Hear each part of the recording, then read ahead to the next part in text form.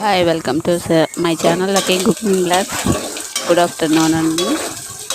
ఈరోజు లంచ్లోకి వచ్చేసి జామ దుంపల పులుసు అండి.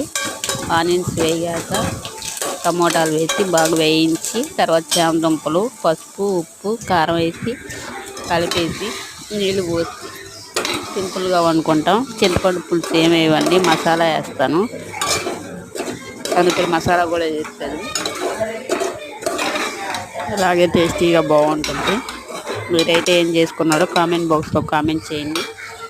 మాదైతే చామగడ్డ పులుసు. ప్లీజ్ అండి ఒక లైక్ ఇవ్వండి. సబ్స్క్రైబ్ చేసుకొని చూసి వెళ్ళిపోతున్నారు కానీ సబ్స్క్రైబ్ చేసుకోవట్లేదు. ప్లీజ్